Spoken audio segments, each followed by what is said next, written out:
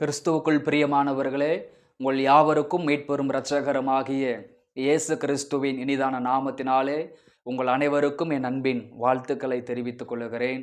மீண்டும் ஒரு விசை சமயத்திற்கேற்ற வார்த்தை என்கிற இந்த நிகழ்ச்சியின் மூலமாக கர்த்தருடைய வார்த்தைகளை பகிர்ந்து கொள்வதில் மிகுந்த சந்தோஷப்படுகிறேன். இந்த நாள் உங்களுக்கு ஆசீர்வாதமாக இருக்கும்படி உங்களை மனதார வாழ்த்துகிறேன். கர்த்தர் மகிமைப்படுவாராக. கர்த்தருக்கு ஸ்தோத்திரம்.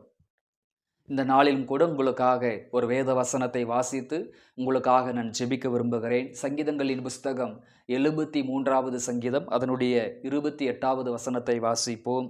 எனக்கோ தேவனை அண்டிக் கொண்டிருப்பதே நலம், நான் உமது கிரியைகளெல்லாம் சொல்லி வரும்படி கர்த்தராகிய ஆண்டவர் மேல் என் நம்பிக்கையை வைத்திருக்கிறேன். கர்த்தருக்கு ஸ்தோத்திரம். அருமையான இந்த காலை பொழுதிலே சமயத்திற்கேற்ற வார்த்தை என்கிற இந்த நிகழ்ச்சியில் இந்த காலை பொழுதிலே எது நலமானது என்கிற தலைப்பில் கர்த்தருடைய வார்த்தைகளை சிந்திக்க போகிறோம். இந்த 73வது சங்கீதம் ஆசாபின் சங்கீதமாய் இருக்கிறது. இந்த சங்கீதத்தை எழுதின தேவ மனிதன் சொல்லுகிறார், தேவனை அண்டிக் கொண்டிருப்பதே நலம் என்று சொல்லுகிறார். இந்த உலக வாழ்க்கையிலே நமக்கு நலமாக இருக்கும் என்று சொல்லி நாம் தொடங்கின பல காரியங்கள், இந்த காரியத்தை செய்தால் என் எதிர்காலத்திற்கு நலமாக இருக்கும், இந்த காரியத்தை செய்தால் என் குடும்பத்திற்கு நலமாக இருக்கும், இந்த காரியத்தை செய்தால் என் படிப்புக்கு அது நலமாக இருக்கும், இந்த காரியத்தை செய்தால் என்னுடைய பிள்ளைகளுடைய வாழ்க்கைக்கு அது நலமாக இருக்கும் என்று சொல்லி நாம் தொடங்கின பல காரியங்கள் ஆபத்தில் முடிந்தது, தீமையில் முடிந்தது, அது கடன் பிரச்சனையிலே முடிந்தது, மிகப்பெரிய நெருக்கடியிலும் ஆபத்திலும் முடிந்தது. அப்போ நலமாக இருக்கும் என்று சொல்லி நாம் எடுத்த பல காரியங்கள் தோல்வியிலும் இழப்புகளிலும் முடிந்தது.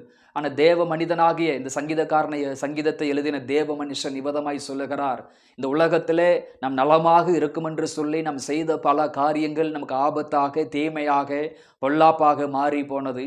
ஆதலால் நான் எந்த காரியத்தையும் ஸ்தோத்திரம் உலகத்தை சார்ந்து நான் செய்வதை விட என் தேவனை அண்டிக் கொண்டு இருப்பதே நலம் என்று சொல்லுகிறார். அருமையான இந்த காலை பொழுதிலே எது நலமானது? ஒரு தேவ பிள்ளைக்கு, ஒரு ஜெபிக்கிற பிள்ளைக்கு, ஆராதிக்கிற பிள்ளைகளுக்கு, தெய்வத்தை ஆவியோடும் உண்மையோடும் ஆராதிக்கிற பிள்ளைகளுக்கு எது நலமானது என்று படிக்கும் பொழுது முதலாவதாக தேவனை அண்டிக் கொண்டிருப்பதே நலம், தேவனை சார்ந்திருப்பதே நலமானது. இந்த உலகத்திலே பல மனிதர்கள் செய்கிற ஒரு பெரும் தவறு என்னவென்று சொன்னால், தங்களுடைய வாழ்க்கையை மனிதனிடத்திலே ஒப்பு கொடுத்து, உலகத்தாரிடம் ஒப்பு கொடுத்து, நண்பர்களிடம் ஒப்பு கொடுத்து, சொந்த பந்தங்களிடம் தங்கள் வாழ்க்கையை ஒப்பு கொடுத்து அவர்கள் பார்த்து கொள்வார்கள், என்னுடைய வாழ்க்கையை அவர்கள் அமைத்து கொடுப்பார்கள், என் எதிர்காலத்தை அவர்கள் பார்த்து கொள்வார் என்று சொல்லி பல காரியங்களை மனிதனிடம் ஒப்பு கொடுத்து அவங்க அதை செய்ய முடியாமல் போனபடியால் அநேக நலமாக தோன்றும் என்று நினைத்த பல காரியங்கள் தோல்வியிலே முடிந்தது. காரணம், நாசிலே சுவாசம் உள்ள எந்த மனிதனையும் நம்ப வேண்டாம் என்று வேதம் சொல்லுகிறது. அப்ப மனிதர்கள் மேல் நம் நம்பிக்கை வைப்பது அவசியமற்ற ஒரு காரியமாய் இருக்கிறது. அப்ப மனிதனை நாம் அண்டிக் கொண்டதனாலே, நண்பர்களை அண்டிக் கொண்டதனாலே, சொந்த பந்தங்களை அண்டிக் கொண்டதனாலே இவர்கள் எனக்கு உதவி செய்வார்கள், இவர்கள் என் குடும்பத்தை கட்டுவார்கள், இவர்கள் என் வீட்டை கட்டுவார்கள், இவர்கள் என் வாழ்க்கையை பார்த்து கொள்வார்கள், இவர்கள் எனக்கு உதவி செய்வார்கள் என்று சொல்லி மனிதனை நாம் அண்டிக் கொண்டிருந்தபடியால் அநேக ஆசீர்வாதங்கள், அநேக நன்மைகள் தடைபட்டு போனது. அந்த மனிதர்கள் நம்மை கைவிட்ட பொழுது நாம் மிகவும் சோர்ந்து போனோம், விலகினப்பட்டு போனோம். அப்ப இந்த 73வது சங்கீதத்தை எழுதின தேவ மனுஷன் சொல்லுகிறார், நான் மனிதனை அண்டிக் கொண்டிருப்பதை விட நான் தேவனை அண்டிக் கொண்டிருப்பதே நலம் என்று சொல்லுகிறார். அப்படியானால் இந்த காலை பொழுதிலே இந்த வார்த்தையை கேட்டுக்கொண்டிருக்கிற என் கண்பான தேவ பிள்ளைகள், நீங்கள் மனிதனை சார்ந்து கொள்வதை நிறுத்திவிட்டு, உலகத்தாரை சார்ந்து கொள்வதை நிறுத்திவிட்டு, உலக மனிதர்கள் உங்களுக்கு உதவி செய்வார் என்பதை நம்புவதை விட்டுவிட்டு நீங்கள் தேவனை அண்டிக் கொண்டிருப்பீர்கள் என்று சொன்னால் அது உங்களுக்கு நலமாக தோன்றும். காரணம், கர்த்தரை நம்புகிறவர்கள் ஒரு நாளும் வெட்கப்பட்டு போவதில்லை. நான் கர்த்தரையே நம்பியிருக்கிறேன், ஆதலால் அசைக்கப்படுவதில்லை என்று சங்கீதக்காரன் சொல்லுகிறார்.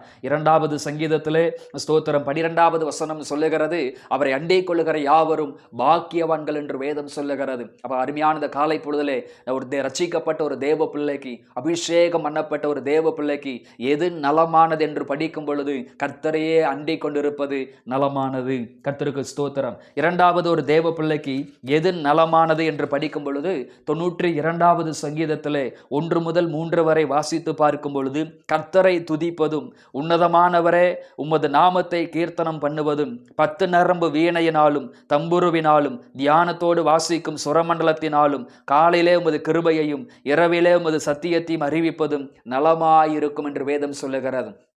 இரண்டாவது, ஒரு தேவ பிள்ளை, ஆண்டவரை ஆராதிக்கிற ஒரு தேவனுடைய பிள்ளை, வேதத்தை வாசிக்கிற ஒரு தேவனுடைய பிள்ளை, ஜெபிக்கிற ஒரு தேவனுடைய பிள்ளை எதை செய்தால் நலமாக இருக்கும், எது ஒரு தேவ பிள்ளைக்கு நல்லது என்று பார்க்கும் பொழுது, இரண்டாவதாக கர்த்தரை ஆராதிப்பது தேவனுடைய பார்வையிலே நலமாயிருக்கிறது.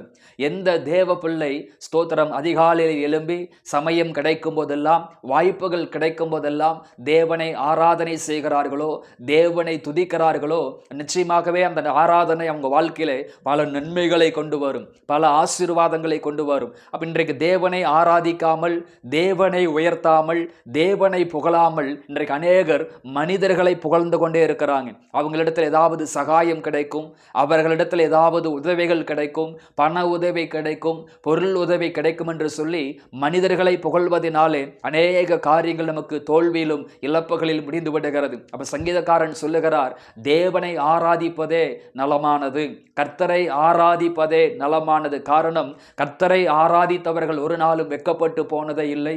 கர்த்தரை ஆராதித்தவர்களுக்கு தெய்வம் இறங்கி வந்து பல நன்மைகளை, அற்புதங்களை தேவன் செய்திருக்கிறார். அப்படியானால் இந்த காலை பொழுதிலே நீங்களும் நானும் அறிந்து கொள்ள வேண்டிய இரண்டாவது காரியம், கர்த்தரை ஆராதிப்பதும் அவருடைய சத்தியத்தை அறிவிப்பதும் நமக்கு மிகவும் நன்மையாக இருக்கிறது. கர்த்தருக்கு ஸ்தோத்திரம். மூன்றாவதாக, ஒரு தேவ பிள்ளைக்கு, ரட்சிக்கப்பட்ட ஆண்டவருடைய பிள்ளைக்கு எது நலமானது என்று பார்க்கும் பொழுது ஸ்தோத்திரம், புலம்பல் 3ஆம் அதிகாரத்திற்கு வருவோம். புலம்பல் 3ஆம் அதிகாரம் அதனுடைய 27வது வசனத்தை நாம் வாசிக்க போகிறோம். 3ஆம் அதிகாரம் அதனுடைய 27வது வாக்கியத்தை வாசிக்கும் பொழுது, தன் இளம்பிராயத்தில் நுகத்தை சுமக்கிறது மனுஷனுக்கு நல்லது என்று வேதம் சொல்லுகிறது. கர்த்தருக்கு ஸ்தோத்திரம். அப்ப மூன்றாவது, எது ஒரு தேவனுடைய பிள்ளைக்கு நல்லது, ரட்சிக்கப்பட்ட ஒரு தேவனுடைய பிள்ளை, வேதத்தை வாசிக்கிற ஒரு தேவனுடைய பிள்ளைக்கு எது நலமானது, இந்த எதை செய்தால் நலமாக இருக்கும் என்று பார்க்கும் பொழுது, ஒரு தேவ பிள்ளை இளம்பிராயத்தில் நுகத்தை சுமப்பது நல்லது என்று வேதம் சொல்லுகிறது. இன்னைக்கு அநேகர் சொல்லுகிறார்கள், நான் சிறு வயதிலிருந்தே கஷ்டப்படுகிறேன், வாலிப வயதிலிருந்தே கஷ்டப்படுகிறேன், திருமணத்திற்கு முன்பதாக இருந்தே நான் கஷ்டப்படுகிறேன், இன்னும் கஷ்டப்பட்டு கொண்டே இருக்கிறேன் என்று சொல்லுவாங்க. அப்ப அந்த சிறு வயதிலே நம்ம படுகிற அந்த பாடுகள், சிறு வயதிலே படுகிற அந்த நுகம், அந்த இளம்பிராயத்தில் அந்த நுகத்தை சுமந்ததனாலே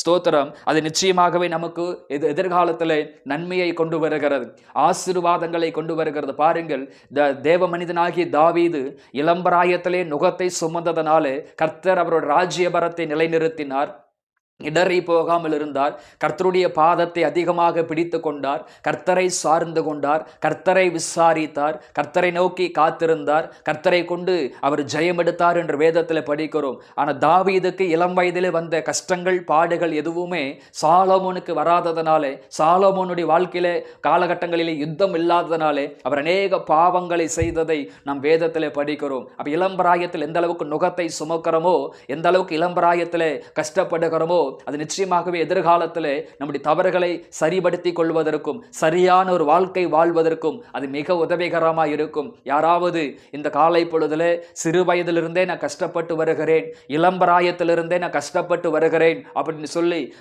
கவலையோடு இந்த வார்த்தைகளை கேட்டுக்கொண்டிருப்பீர்களானால் நிச்சயமாகவே அத்தனை பாடுகளும் அத்தனை வேதனைகளும் உங்களுக்கு ஆசீர்வாதமாக மாறும்.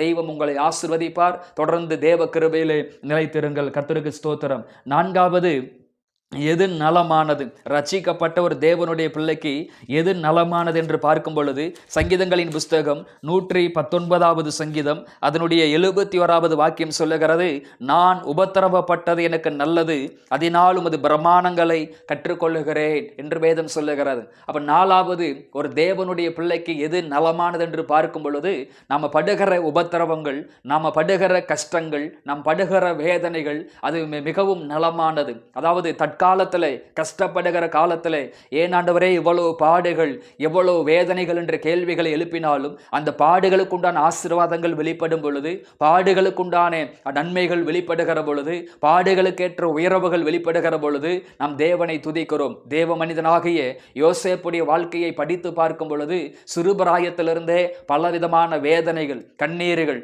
துக்கங்கள், வெறுமையான குழியிலே போட்டார்கள், சத்துருக்களால் வந்த துரோகங்கள், குடும்பத்தால் வந்த துரோகங்கள், எத்தனையோ வஞ்சகங்களை அவர் சந்தித்த பொழுதிலும் கூட அந்த யோசேப்பு எந்த அளவுக்கு இளம்பராயத்தில் உபத்திரவப்பட்டாரோ, கஷ்டப்பட்டாரோ, வேதனைப்பட்டாரோ, அது நிமித்தம் அவருடைய எதிர்காலம் மிகுந்த ஆசீர்வாதமாய் மிகுந்த சமாதானமாய் மாறிற்று. தேவ கிருபையை அவர் சார்ந்து கொண்டார். அப்ப ஸ்தோத்திரம். எந்த அளவுக்கு நாம் உபத்திரவப்படுகிறோமோ அந்த உபத்திரவத்திற்கேற்ற ஆசீர்வாதங்கள், அந்த பாடுகளுக்கேற்ற ஆசீர்வாதங்கள், வேதனைகளுக்கேற்ற ஆசீர்வாதங்கள் வெளிப்படும் போது அது மிகுந்த நன்மைகளை கொண்டு வரும். கர்த்தருக்கு ஸ்தோத்திரம். ஐந்தாவதாக, எது நமக்கு நலமானது என்று பார்க்கும் பொழுது நல்ல விஷயத்தில் வைராக்கியம் பாராட்டுவது நல்லதுதான் என்று வேதம் சொல்லுகிறது. அப்ப ஐந்தாவது, நாம் எது நலமானது என்று பார்க்கும் பொழுது தீமையான காரியத்திற்காக ஒரு நாளும் வைராக்கியம் காண்பிக்க கூடாது. கோபத்தில், ஆதங்கத்தில், பொறாமையினால், எரிச்சலினால், ஸ்தோத்திர மனசாபத்தினால், மனசங்கடத்தினால் ஒரு நாளும் நம்ம அந்த காரியங்களில் வைராக்கியமாக இராமல் தீமைக்கு ஏதுவான காரியத்திலே, உலகத்திற்கு ஏதுவான காரியத்திலே ஒரு நாள் நீங்கள் வைராக்கியம் பாராட்டாமல் கர்த்தருக்கேற்ற காரியத்திலே, ஆவிக்குரிய காரியத்திலே, சபைக்குரிய காரியத்திலே, பரிசுத்தத்திற்கேற்ற காரியத்திலே, தேவனை பிரியப்படுத்துகிற நல்ல காரியங்களிலே நீங்கள் வைராக்கியம் பாராட்டுவீர்களானால் அது தேவனுடைய பார்வையிலே மிகவும் நலமானது. பாருங்கள், இஸ்ரவேல் மக்களை விரோதமாக கோலியாத் என்கிற மனிதன் 40 நாட்கள் இரவும் பகலா நிந்தித்து கொண்டே இருந்தான். யாருக்குள்ளும் வைராக்கியம் வரவில்லை. ஆனால் தாவீதுக்கு கர்த்தருக்காக ஒரு வைராக்கியம் அந்த ஏலா பள்ளத்தாக்கில் வந்த பொழுது அந்த வைராக்கியத்தின் நிமித்தமா, அந்த கோலியாத்தை முறியடித்தது நிமித்தமா ஆண்டவர் தாவீதை மிகவும் ஆசீர்வதித்தார், மிகவும் உயர்த்தினார் என்று வேதத்தில் படிக்கிறோம். அப்ப தாவீதினுடைய வெற்றிக்கும் தாவீதினுடைய உயர்வுக்கும் காரணம் என்ன? அன்றைக்கு கோலியாத்து தேவனை நிந்தித்த பொழுது அன்றைக்கு கர்த்தருக்காக அவன் காண்பித்த வைராக்கியம் தான், அந்த நல்ல விஷயத்திற்காக அவன் காண்பித்த வைராக்கியம் தான் எதிர்காலத்தில் மிகுந்த ஆசீர்வாதங்களை கொண்டு வந்தது. பரமையான அந்த காலை பொழுதிலே உலகத்தை பிரியப்படுத்தாமல், மனிதர்களை பிரியப்படுத்தாமல், சூழ்நிலைகளை பிரியப்படுத்தாமல் தேவனையே அண்டிக் கொண்டிருப்பது ஒரு நலமாக நீங்கள் எடுத்துக்கொள்வீர்களானால், ஜெபத்தையும் வேத தியானத்தையும் பரிசுத்தத்தையும் நீங்கள் சார்ந்து கொள்வீர்களானால், அதை நலமாக நீங்கள் பார்ப்பீர்களானால் உங்கள் வாழ்க்கையில் எல்லாவற்றையும் தேவன் நன்மைக்கு ஏதுவாகவே மாற பண்ணுவார். கர்த்தருக்கு ஸ்தோத்திரம். இந்த காலை பொழுதிலே இந்த வார்த்தைகளின் அடிப்படையில் ஆண்டவர் உங்களை ஆசீர்வதிக்கும்படி நாம் கண்களை மூடி ஜெபிப்போம். எங்களை அளவுக்கு அதிகமாய் நேசிக்கிற எங்கள் அன்பின் பரலோக பிதாவே, ஆசீர்வாதமான ஆண்டவரே, இந்த காலை பொழுதற்காக உமக்கு நன்றி அப்பா. எது நலமானது என்று சொல்லி நாங்கள் சிந்தித்திருக்கிறோம். அப்போ மனிதனை அண்டிக் கொள்ளாமல் கர்த்தரையே அண்டிக் கொண்டிருப்பது நலம் என்று சிந்தித்திருக்கிறோம். இன்று முதல் உம்மையே சார்ந்து கொண்டு ஜெயமெடுக்க கர்த்தர் கிருபதாரும், உம்மையே சார்ந்திருந்து சூழ்நிலைகளை மேற்கொள்ள கர்த்தாவை கிருபதரும்படியாக ஜெபிக்கிறோம். இளம்பராயத்தில் நுகத்தை சுமப்பது நல்லதென்று வேதம் சொல்லுகிறது. அப்ப ஸ்தோத்திரம். அப்படி சுமக்க முடியாமல் கஷ்டப்படுகிற பிள்ளைகளுக்கு தேவையான கிருபையை, பலத்தை, அபிஷேகத்தை கர்த்தர் தருவீராக. உபத்திரவப்படுகிறது நல்லதென்று வேதம் சொல்லுகிறது. அப்ப அந்த உபத்திரவங்களை தாங்கிக் கொள்ள, பாடுகளை தாங்கிக் கொள்ள, அதற்கேற்ற ஆசீர்வாதங்களையும் நன்மைகளையும் சுதந்தரிக்க ஆண்டவரே கிருபை தரும்படியாக நாங்கள் ஜெபிக்கிற ஆண்டவரே. அப்பா, அந்த பிள்ளைகளுக்கு உதவி செய்யுங்க. நல்ல விஷயத்துல வைராக்கியம் காண்பிக்க, வேதத்திற்குரிய காரியத்தில், ஜெபத்திற்குரிய காரியத்தில், ஆவிக்குரிய காரியத்தில், சபைக்குரிய காரியத்தில், தெய்வத்திற்குரிய காரியத்தில், ஆத்மீக காரியத்தில் வைராக்கியம் காண்பிப்பதற்கு ஆண்டவரே உதவி செய்யும்படியாக ஜெபிக்கிற ஆண்டவரே. யாரெல்லாம் சோர்ந்து போய் கவலையோடும் வேதனையோடு இந்த வார்த்தைகளை கேட்டுக்கொண்டிருக்கிறார்களோ ஒவ்வொரு பிள்ளைகளையும் ஆறுதல் படுத்தும், தைரியப்படுத்தும், பலப்படுத்தும், சூழ்நிலைகள் எல்லாம் அனுகூலமாக்கும். இந்த நாள் இவர்களுக்கு ஆசீர்வாதமாக இருக்கும்படி நான் மனதார வாழ்த்தி ஜெபிக்கிறேன். முன் செல்லும் தடைகளை மாற்றி போடும், பொறுப்படுத்திக் கொள்ளும் இயேசுவின் நாமத்தில் பிதாவே, ஆமேன், ஆமேன். கிறிஸ்துவுக்குள் பிரியமானவர்களே, இந்த வார்த்தைகளின் அடிப்படையிலே ஆண்டவர் உங்களை ஆசீர்வதிப்பாராக. God bless you.